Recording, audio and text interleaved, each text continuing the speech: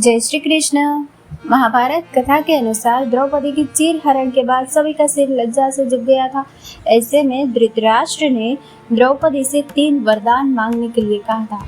इनमें से द्रौपदी ने केवल 2 ही वरदान मांगे थे। महाभारत कथा में यह बात तो सभी लोग जानते हैं कि किस तरह की परिस्थितियों में युधिष्ठिर सहित सभी पांडवों ने द्रौपदी को दांव पर लगाया था।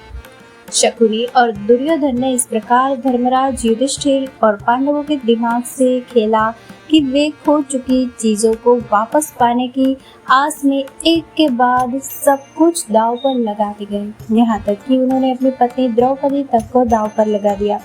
द्रौपदी के चीर हरण के समय श्री कृष्ण ने अदृश्य रूप में उनकी रक्षा की थी। यह चमत्कार देखकर सभा के वरिष्ठ जनों की अंतरात्मा ने उन्हें धिक्कारा तो धृतराष्ट्र ने द्रौपदी से अपने पुत्रों की तरफ से क्षमा मांगते हुए वरदान मांगने को कहा था। तो आइए जानते हैं द्रौपदी ने धृतराष्ट्र से क्या वर मांगे थे। दुशासन द्रौपदी को घसीटते घसीटते जब महल की राजसभा में लेकर आया तो अपनी लज्जा की रक्षा के लिए द्रौपदी श्री कृष्ण को पुकारने लगी। द्रौपदी की दर्द भरी पुकार मानो भगवान श्री कृष्ण ने सुन ली।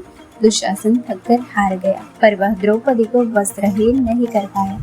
तभी भीमसेन ने उठकर ऊंचे स्वर में प्रतिज्ञा की कि मैं प्रतिज्ञा करता हूँ कि भरत वंश के कलंक दुशासन की छाती को फाड़कर युद्ध भूमि में इसका रक्तपान न करूँ तो मेरा नाम भीमसेन नहीं।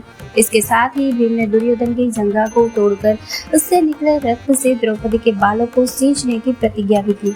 साथ ही द्रौपदी ने भी दुर्योधन के रक्त से बालों को न सींचे जाने पर खुला रखने का प्रण किया था। जब यह कांड हो रहा था तभी एक अद्भुत घटना घटी। राजा धृतराष्ट्र की अग्निशाला के भीतर आकर एक गीदड़ जोर जोर से रोने लगा। इसके शोर से गधे भी रींगने लगे और गिद्ध आदि पक्षी भी चारों ओर भयानक अशुभ सूचक शब्द करने लगे। विदुर, गांधारी, भीम, द्रोण आदि सभी ने उस पर विचार किया और धृतराष्ट्र को भविष्य के प्रति सचेत किया। धृतराष्ट्र ने दुर्योधन को फटकारते हुए कहा, अरे अधर्मी, तुम इस काम से जीते जी मारे गए हो। दुर्योधन, अपने ही कुल की स्त्री का अपमान करते तुझे लज्जा नहीं आई? उसके बाद अपने कुल के कल्याण की सोचते हुए धृतराष्ट्र ने द्रौपदी से, पुत्रवधू द्रौपदी, तुम मेरे पुत्रवधुओं में सर्वश्रेष्ठ एवं धर्मपरायण सती हो।